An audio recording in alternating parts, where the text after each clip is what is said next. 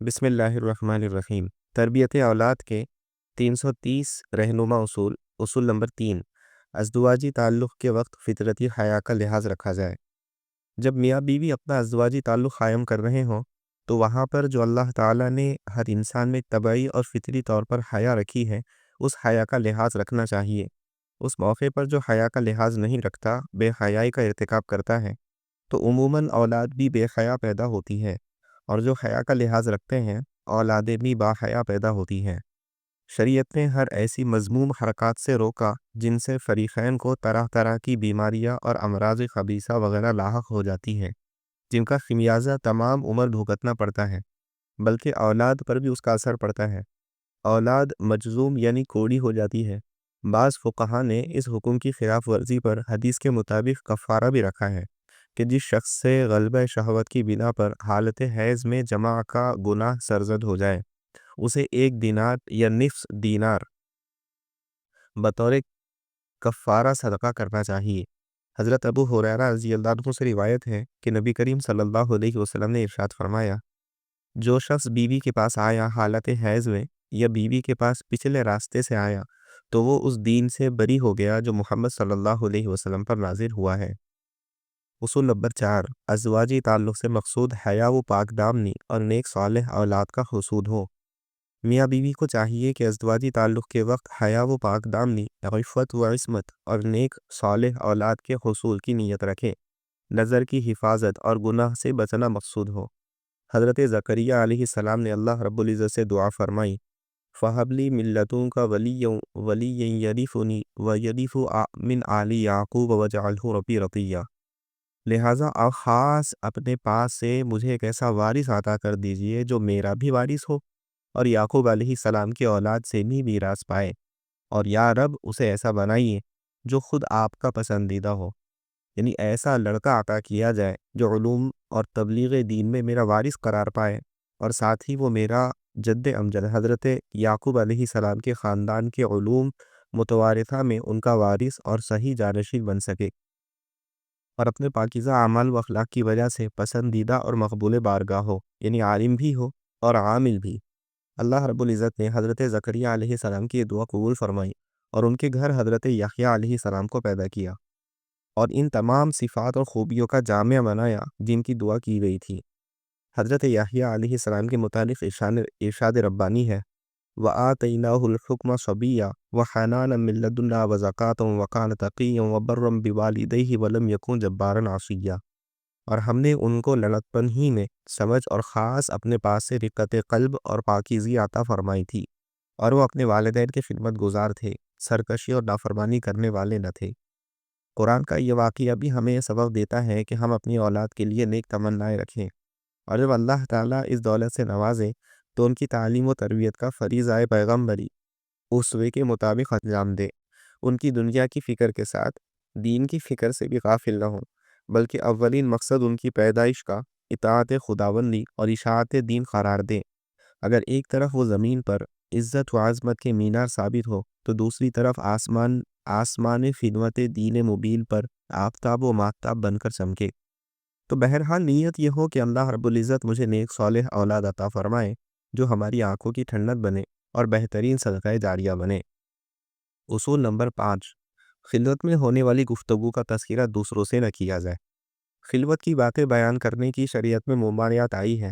عام طور پر میاں بیوی کی پہلی ملاقات یعنی پہلی رات کی باتیں دلہن اپنی سہیلیوں اور دلہا اپنے دوستوں کو بتاتے ہیں، مگر حضور صلی اللہ علیہ وسلم نے میاں بیوی کی خلوت کی باتیں دوست احباب اور سہیلیوں سے بیان کرنے کو ناپسندیدہ قرار دیا ہے۔ ایسا کرنا بے شرمی کی بات ہے اور یہ جاہلانہ طریقہ ہے۔ ایک مرتبہ آپ صلی اللہ علیہ وسلم نے ارشاد فرمایا، تمام حضرات اپنی اپنی جگہ بیٹھے رہو، کیا تم لوگوں میں کوئی ایسا شخص ہے جو اپنی بیوی کے پاس پہنچ کر دروازہ بند کر لیتا ہے اور وہاں پردہ ڈال دیتا ہے، پھر باہر نکل کر لوگوں کے سامنے خلوت کی باتیں بیان کرتا ہے؟ لوگ یہ بات سن کر خاموش ہو گئے۔ پھر آپ صلی اللہ علیہ وسلم خواتین کی جانب مخاطب ہوئے اور ارشاد فرمایا، کیا تم میں سے کوئی ایسی خاتون ہے جو دوسری خاتون سے ایسی ایسی باتیں نقل کرتی ہوں؟ یہ سن کر خواتین خاموش رہیں۔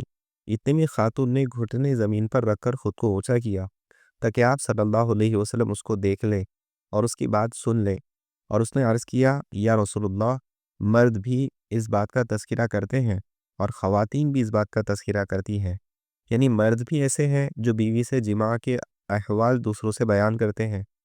آپ صلی اللہ علیہ وسلم نے ارشاد فرمایا، کیا تم لوگ واقف ہو کہ اس بات کی کیا مثال ہے؟ اس کی مثال یہ ہے کہ شیطان کسی شیطانہ سے راستے میں ملاقات کرے اور اس سے اپنی خواہش نفسانی پوری کرے اور لوگ اس کو دیکھ رہے ہوں۔ اصول نمبر 6، ملاپ کے وقت مصنوع دعا کا اہتمام کرے۔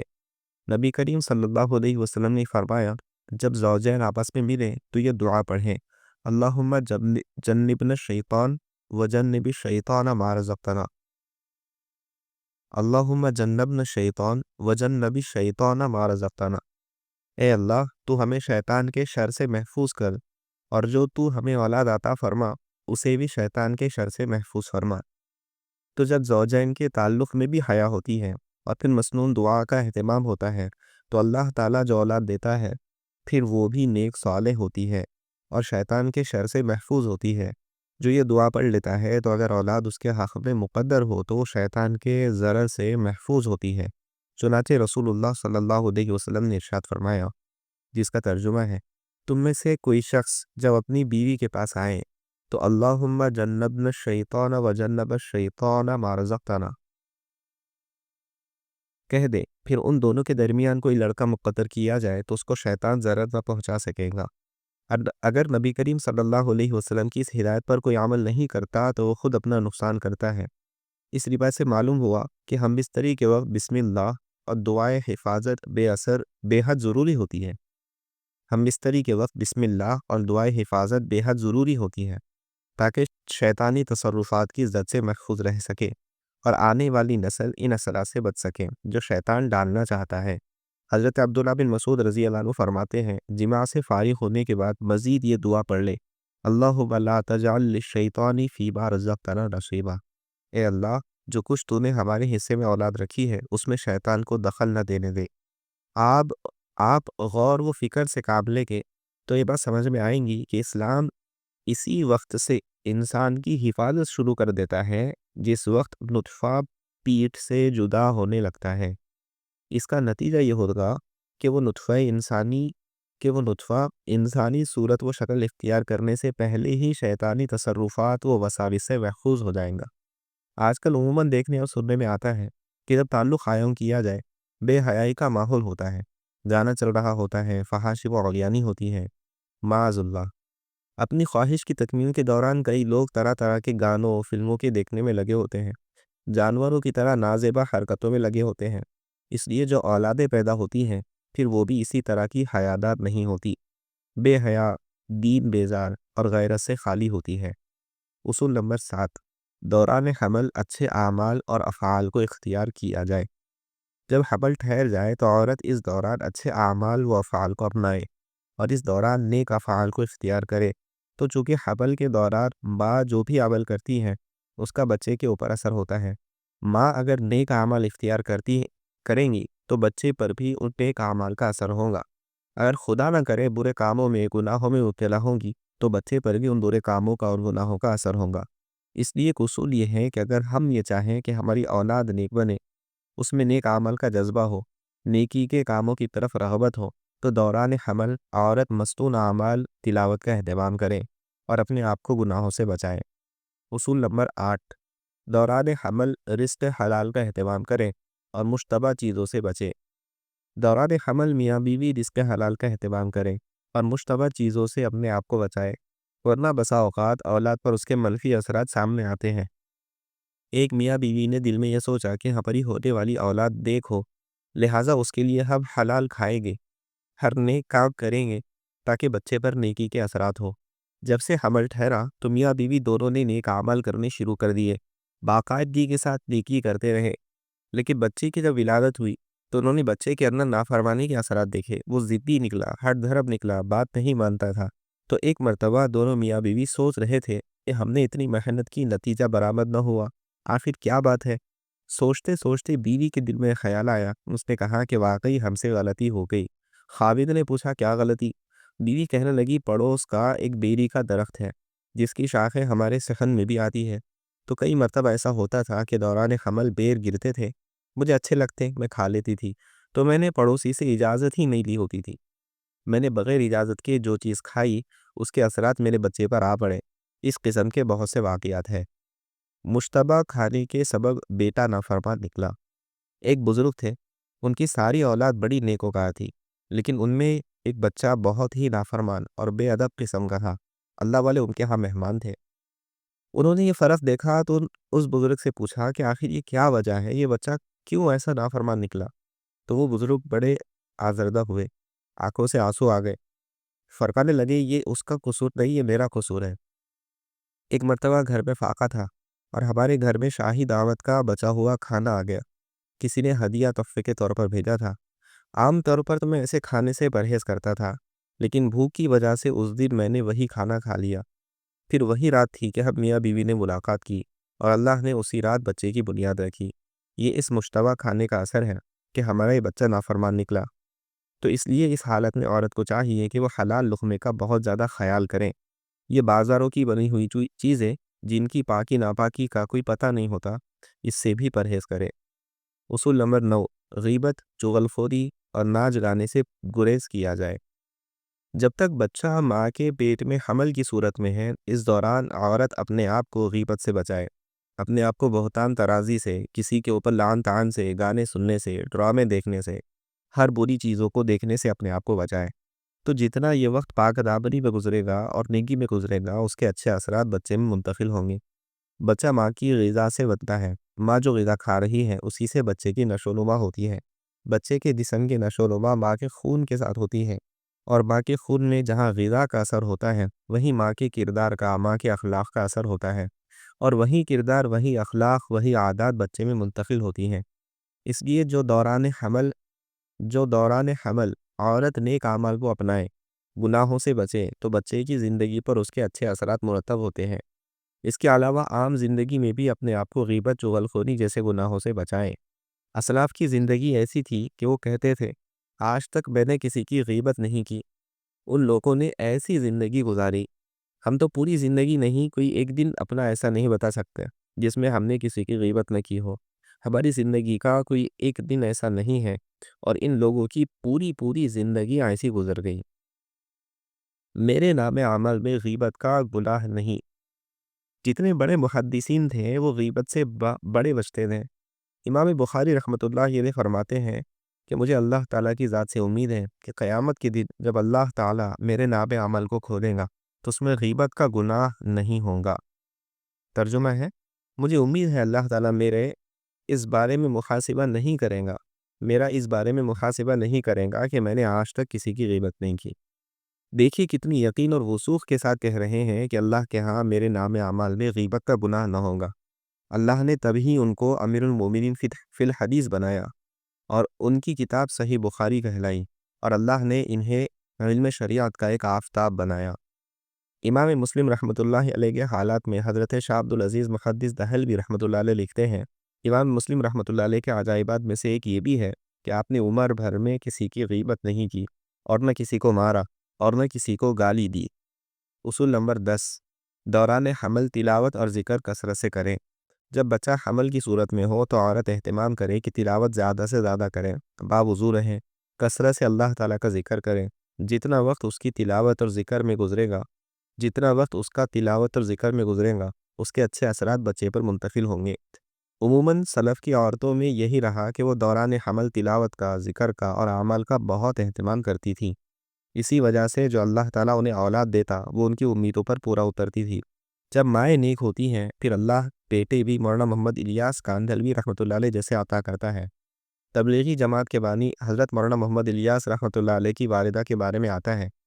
حضرت مولانا سید ابو الحسن علی ندوی رحمۃ اللہ علیہ تحریر فرماتے ہیں کہ حضرت مولانا الیاس صاحب رحمۃ اللہ علیہ کی والدہ محترمہ بی صفیہ بڑی جید حافظہ تھی۔ انہوں نے قرآن مجید شادی کے بعد مولانا یحییٰ صاحب کی شیر خواریگی کے زمانے میں حفظ کیا تھا، اور ایسا اچھا یاد تھا کہ معمولی حافظہ ان کے مقابلے میں نہیں ٹھہر سکتا تھا۔ معمول تھا کہ رمضان میں روزانہ پورا قرآن مجید اور 10 پارے مزید پڑھ لیا کرتی تھی۔ اس طرح ہر رمضان میں 40 قرآن مجید ختم کرتی تھی۔ حضرت شیخ الحدیث رحمۃ اللہ علیہ کے گھرانے میں کثرت سے قرآن کی تلاوت۔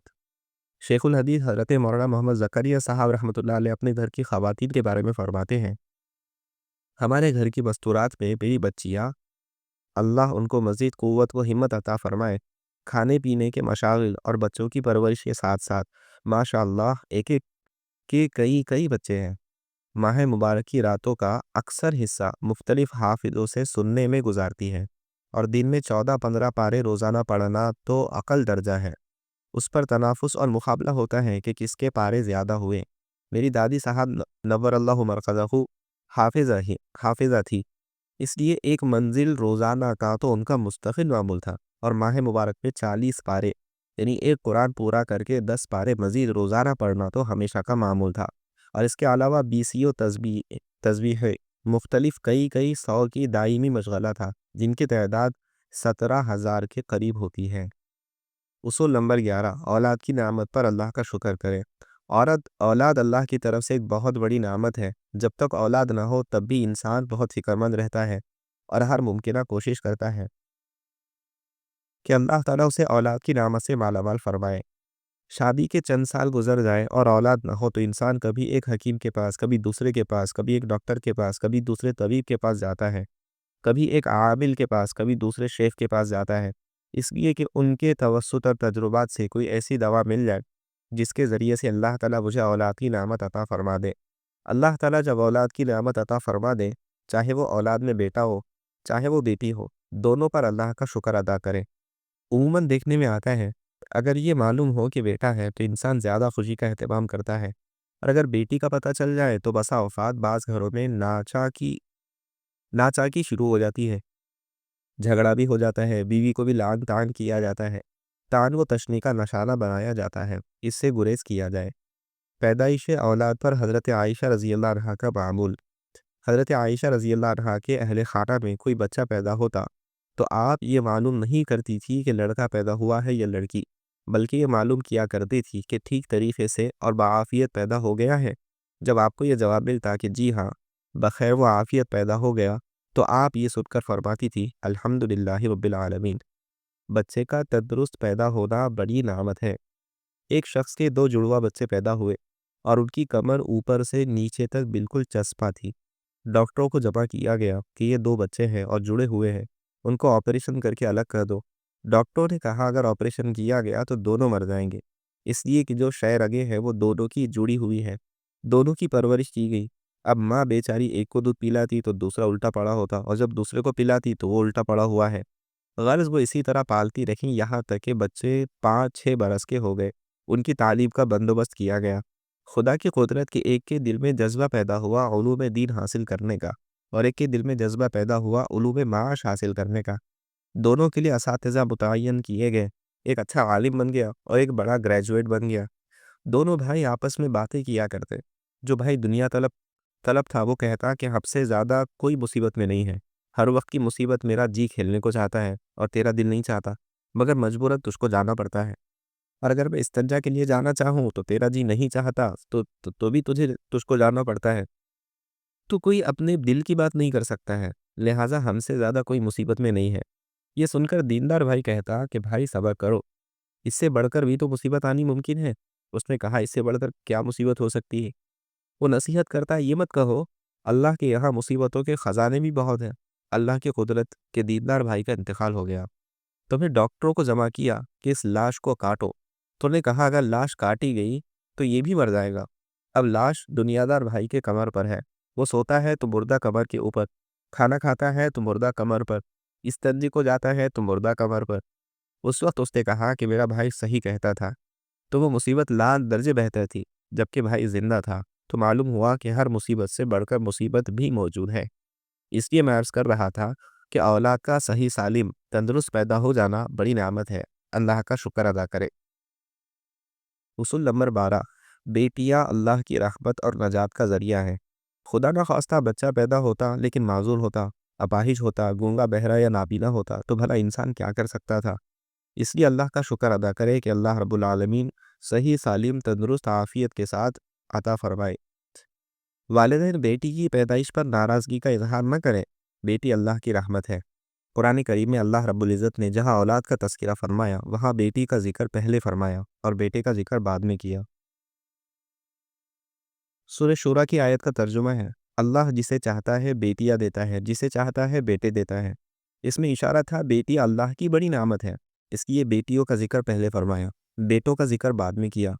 علماء کرام نے ایک بات لکھی ہے، جس گھر میں پہلی پیدائش بیٹی کی ہو تو یہ اشارہ ہوتا ہے کہ وہ عورت نیک بخت ہے، نیک صالح ہے، کہ اللہ تعالیٰ نے اس پر اپنی خصوصی رحمت کرتے ہوئے اسے رحمت کے ساتھ نوازا۔ اللہ تعالیٰ نے آپ صلی اللہ علیہ وسلم کو بھی بیٹیاں 4 عطا فرمائی، بیٹے 3 عطا فرمائے۔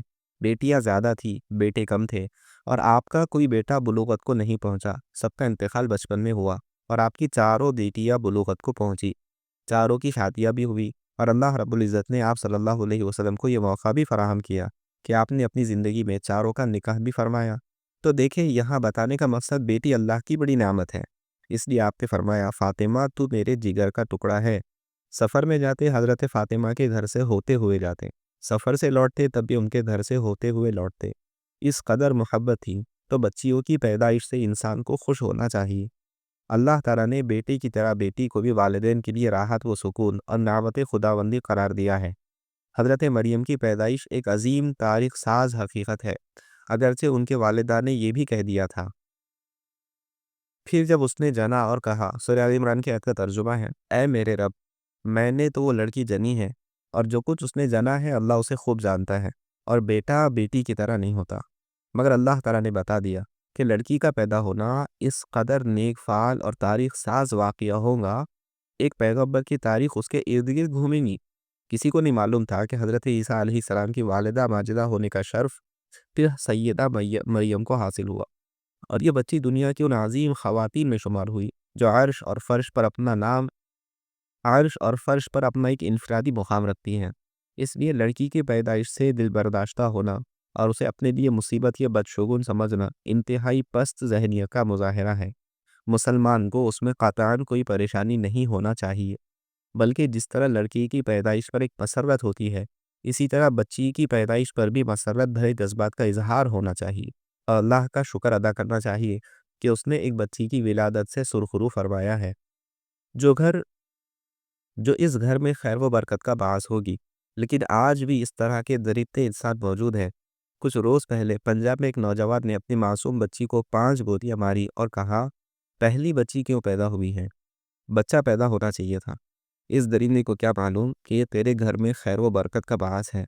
اولاد اور بیٹیوں کی قدر اور عزت کی قدر ان لوگوں سے پوچھی جائے جن کے پاس یہ نعمت نہیں ہے، جن کے گھروں میں یہ پھول نہیں کھلا، کشادہ اور وسیع گھر، نوکر و خدام موجود، دنیا کی ہر آسائش موجود ہے، مگر پھر بھی گھر ویران ویران سا لگتا ہے۔ کیوں؟ کیا وجہ ہے؟ اس لیے کہ گھر کے گلشن میں بچے کی صورت میں کھلنے والا پھول جو سارے گھر اور گھر والوں کو معطر کر دے وہ نہیں ہے، اور اس کے حصول کے لیے ہزارہا کوششیں کی جاتی ہیں، نظریں مانی جا رہی ہے، روزے بھی رکھے جا رہے ہیں، حرمین شریفین میں حاضری دی جاتی ہے، اولاد کے لیے دعاؤں پر دعائیں مانگی جاتی ہے۔ اس نعمت کے بغیر زندگی خالی خالی اور بے مزہ سی لگتی ہے، اور جب اللہ کسی کی سن لیتا ہے تو وہ خوشیاں مناتا ہے، دوست احباب کو مٹھائیاں کھلاتا اور مبارکبادیں وصول رکھتا ہے۔ یہ سب اس بات کی دلیل ہے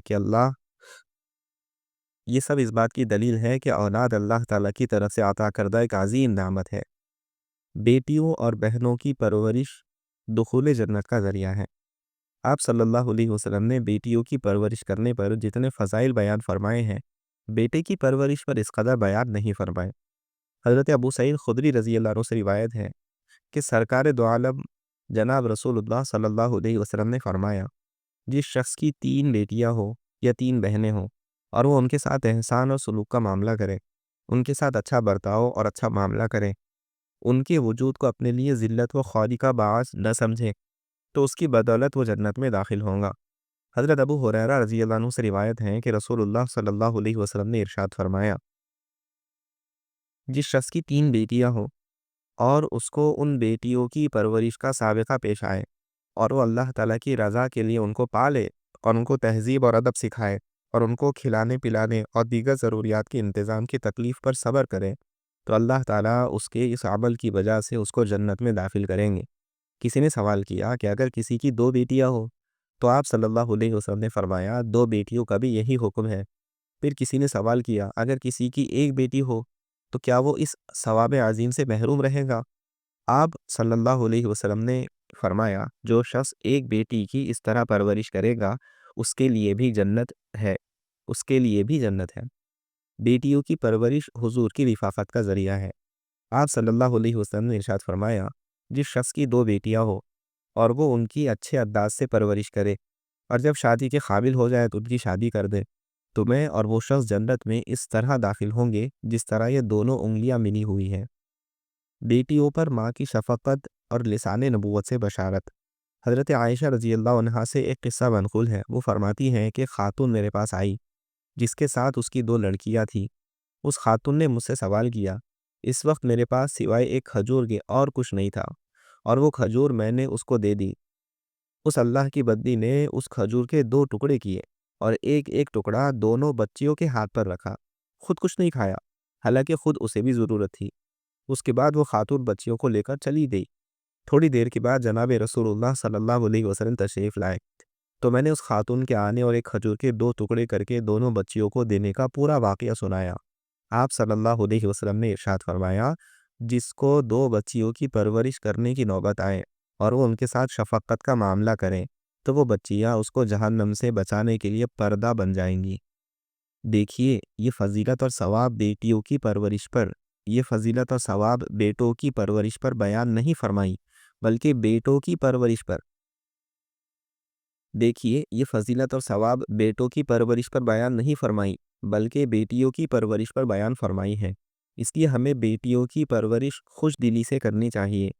ایک تو جنت میں داخل ہونے کا ذریعہ بھی بچیوں کی پرورش ہے، دوسرا جہنم سے بچنے کا ذریعہ بھی بچیوں کی صحیح پرورش ہے، تیسری یہ ہے کہ جنت میں حضور اقدس صلی اللہ علیہ وسلم کے ساتھ ہمراہی نصیب ہوں گی جو ساری کامیابیوں کا منتہا ہے۔ اصول نمبر 13، اولاد کی نیک بختی کے لیے دعائیں کرتے رہیں۔ اپنی اولاد کی نیک بختی کے لیے مستقل دعائیں کریں۔ جب سے حمل ٹھہر جائیں تو اس وقت سے اچھے اور نیک اعمال کے ساتھ ساتھ اولاد کی نیک بختی کے لیے دعائیں کریں۔ اولاد کا ہونا ایک نعمت ہے اور اس کا نیک و فرمانبردار ہونا بڑی نعمت اور دوگنی خوشی ہے، کیونکہ وہ دنیا میں نیک نامی، مرنے کے بعد صدقہ جاریہ اور قیامت کی دن باعث نجات و شفاعت ہوں گی۔ جبکہ بری اولاد تو انسان کے لیے دنیا میں بھی تکلیف کا سبب بنتی ہیں اور آخرت میں بھی شرمساری کا باعث بنیں گی۔ جو اولاد دین سے بے خبر ہوتی ہے وہ ماں باپ کے حقوق سے بھی ناواقف ہوتی ہے، نہ دنیا میں ادب و احترام کرتی ہیں، نہ ہی موت کے بعد ان کے لیے استغفار کرتی ہیں، نہ ان کے نام کا صدقہ دیتی ہیں، نہ ان کے لیے دعا کرتی ہیں۔ اس لیے اپنی اولاد کی نیک بختی کے لیے ہر نیک عمل کریں، دعاؤں کی صورت میں ہو، نماز روزہ صدقے کی صورت میں ہو۔ جب اولاد نیک بخت ہوں گی پھر یہ اولاد آپ کے لیے آنکھوں کی ٹھنڈک ہوں گی، اہل قبلہ، بستی، محلہ، شہر اور ملک کا نام روشن کرنے کا ذریعہ ہوں گی، ورنہ یہی اولاد رحمت کے بجائے زحمت بن جاتی ہیں، دل کے سکون کے بجائے پریشانی کا ذریعہ بن جاتی ہیں، پھر والدین بجائے دعاؤں کے بد دعائیں دیتے ہیں۔ اس میں بنیادی وجہ ہماری غلط تربیت ہے۔ تو بہرحال اپنی اولاد کی نیک بختی کے لیے دعاؤں کا اہتمام کریں۔ بری اولاد کے نتائج۔ ایک شخص کی اولاد نہیں تھی، وہ مکہ مکرمہ میں رہتا تھا، بڑی دعائیں مانگتا تھا۔ کسی نے اسے کہا مقام ابراہیم پر جا کر دعائیں مانگو، اللہ تعالیٰ تمہیں اولاد عطا فرمائیں گے، لیکن اس بیچارے کے یہ سمجھ میں نہیں آیا کہ میں نے نیک اولاد مانگنی ہے۔ چنانچہ وہ مقام ابراہیم پر گیا اور وہاں جا کر اس نے 2 رکعت نفل پڑھ کر کھڑے ہو کر دعا مانگی، اے اللہ مجھے بیٹا دے دے۔ اب چونکہ بیٹے کی دعا مانگی، اللہ نے دعا تو قبول کر لی لیکن بیٹا نافرمان نکلا۔ جیسے ہی اس نے جوانی میں قدم رکھا اس نے عیاشی والے کام کرنے شروع کر دیے، لوگوں کی عزتیں خراب کرنے لگا، ماحول کے اندر، معاشرے کے اندر اس کی وجہ سے بہت پریشانی آ گئی، لوگ اسے برا سمجھتے اور اس کی وجہ سے ماں باپ کو بھی برا کہتے، حتیٰ کہ اس نوجوان نے ایسے بدمعاشی کے کام کیے کہ ماں باپ کانوں کو ہاتھ لگاتے۔ باپ بڑا پریشان ہوا، بچے کو سمجھاتا لیکن اس کے کان پر جو بھی نہ ریتتی، اس کو جوانی کا نشہ چڑھا ہوا تھا، وہ بات کو ایک کان سے سنتا دوسرے کان سے نکال دیتا، بری صحبت میں پڑ چکا تھا، برے کاموں کی لت اس کو پڑ چکی تھی، اس لیے وہ اپنی مستیوں میں لگا رہتا، باپ جتنا بھی سمجھاتا بچہ بات ہی نہ سنتا، حتیٰ کہ باپ نے ایک دن اس کو بلا کر اچھی طرح ڈانٹا تاکہ اس کو کچھ تو سمجھ آئے۔ اب سوچئے باپ نے ڈانٹ پلائی سمجھانے کی خاطر، اصلاح کی خاطر، لیکن نوجوان آگے سے غصے میں آ گیا، تم نے مجھے کیوں ایسی باتیں کی، اور وہاں سے نکلا۔ اس نوجوان نے بھی سنا ہوا تھا کہ فلاں جگہ جا کر اگر دعائیں کرے تو وہ قبول ہوتی ہیں۔ غصے میں آ کر وہ نوجوان بیت اللہ شریف کی طرف آیا اور مقام ابراہیم پر، جہاں پہلے باپ نے بیٹے کے پیدا ہونے کی دعا کی تھی، اسی جگہ پر کھڑے ہو کر نوجوان نے باپ کے مرنے کی دعا کی۔ بری اولاد کا یہ حال ہوتا ہے۔ اصول نمبر 14، نو مولود کے دائیں کان میں اذان اور بائیں میں اقامت کہیں۔ جب اللہ تعالیٰ اولاد کی نعمت عطا فرمائے تو دائیں کان میں اذان اور بائیں کان میں اقامت کہیں۔ اس کی وجہ یہ ہے کہ جب بچہ دنیا میں آتا ہے تو شیطان بچے کو چھوتا ہے۔ حدیث میں آتا ہے اس چھونے کی وجہ سے وہ بچہ رونے لگتا ہے، اور ہر بچہ جو کہ فطرت اسلام پر پیدا ہوتا ہے، اس کے ماں باپ، اس کا ماحول اس کو یہودی یا نصرانی یا مجوسی بنا لیتے ہیں، جیسا کہ حدیث میں نبی اکرم صلی اللہ علیہ وسلم نے ارشاد فرمایا۔ اس کا ترجمہ ہے کہ ہر نومولود بچہ فطرت پر پیدا ہوتا ہے، بس اس کے والدین اسے یہودی یا نصرانی یا مجوسی بنا دیتے ہیں۔ بچے کے کان میں اذان دینے کی حکمت۔ اس وقت اذان دینے کا سب سے بڑا فائدہ یہ ہوتا ہے کہ دشمن انسان شیطان لعین کے شر سے بچہ بچ جاتا ہے، جو اس وقت خصوصی طور پر چھیڑنے کی طاق میں ہوتا ہے، اور دنیا میں آنے کے ساتھ وہ سب سے پہلے اللہ تعالیٰ کی بڑائی، توحید اور رسالت سے آشنا ہو جاتا ہے۔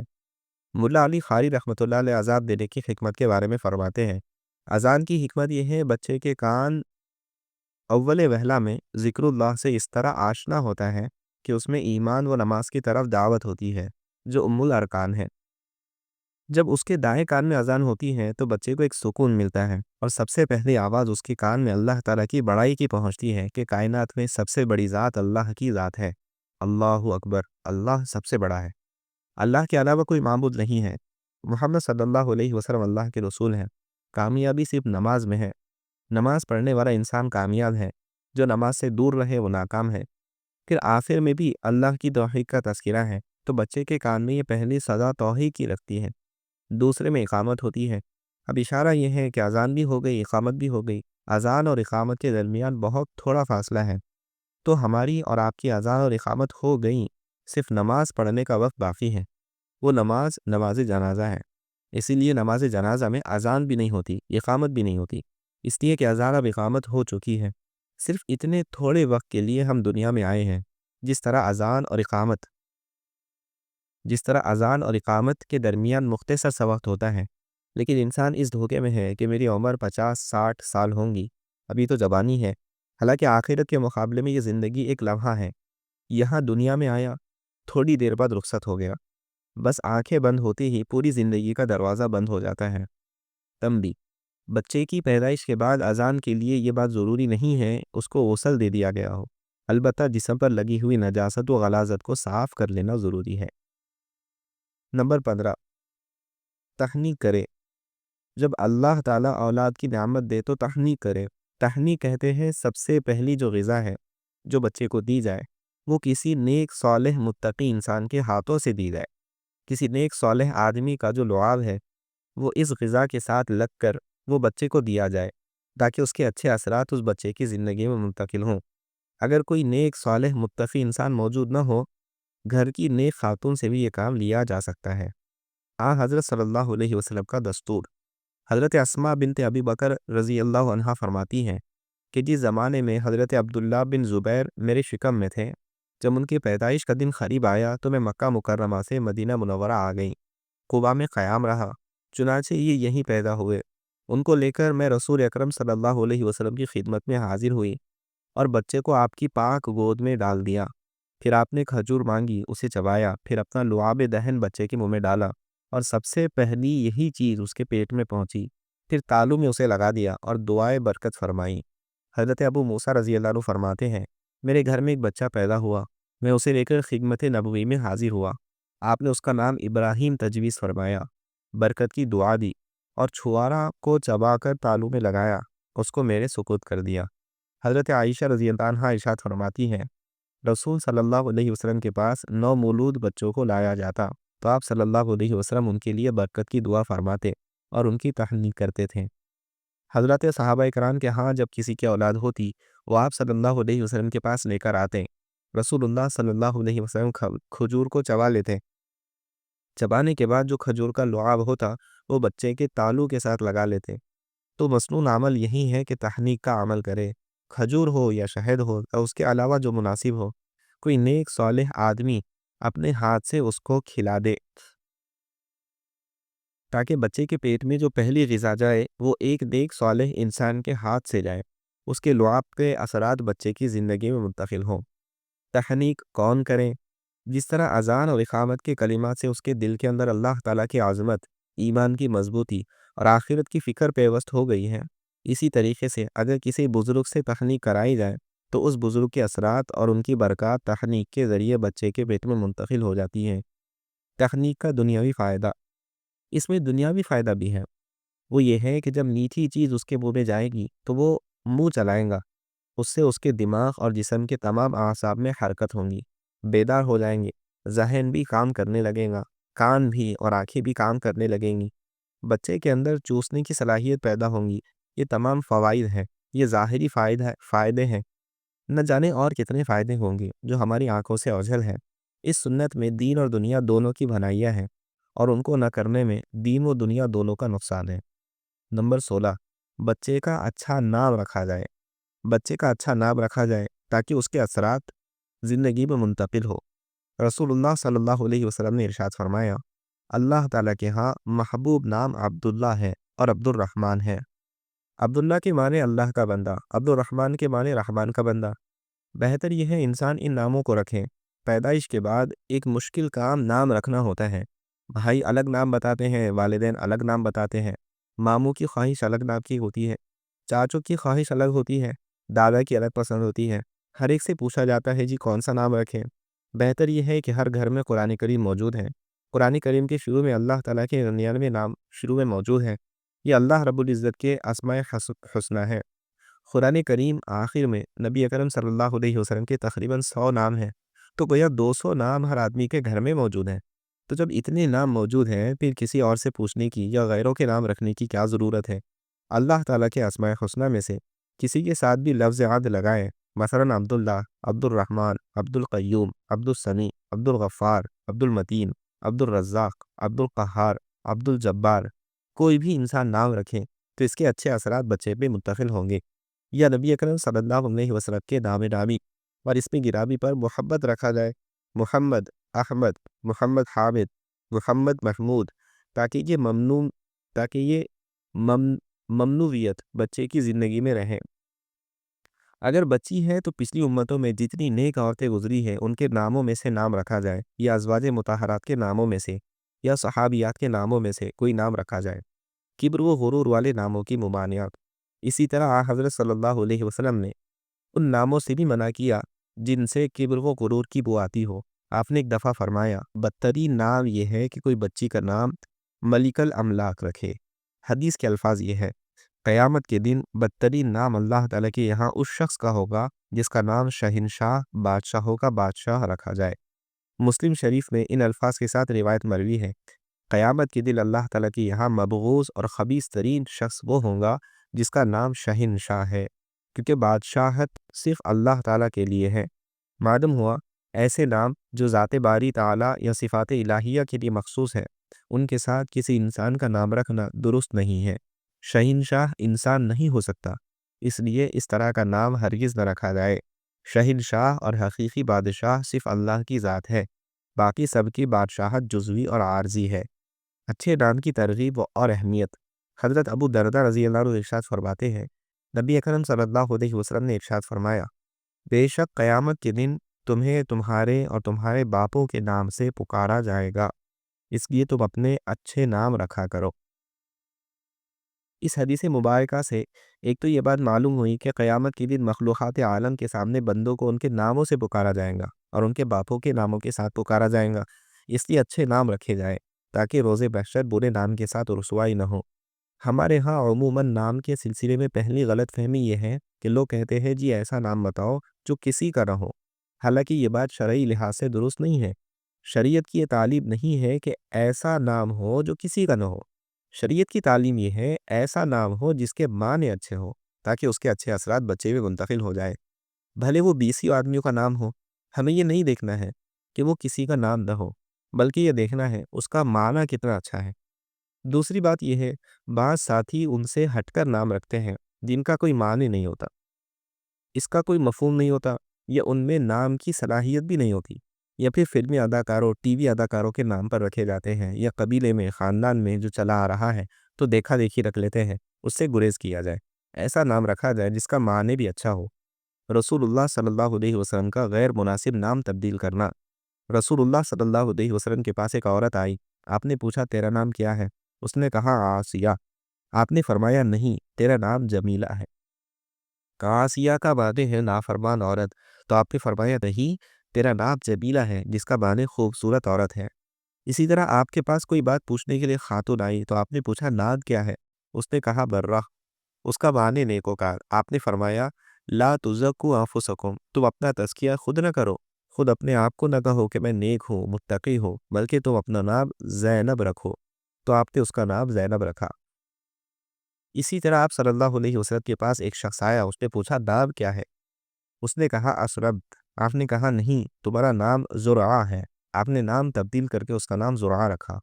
برے ناموں کے اثرات نسلوں میں منتقل ہوتے ہیں۔ حضرت سعید بن مسیب رحمۃ اللہ علیہ اپنے والد سے روایت کرتے ہیں، ان کے والد نبی اکرم صلی اللہ علیہ وسلم کی خدمت اقدس میں حاضر ہوئے۔ نبی اکرم صلی اللہ علیہ وسلم نے اسے دریافت کیا تمہارا کیا نام ہے؟ انہوں نے فرما دیا میرا نام حزن، غم اور سختی والا ہے۔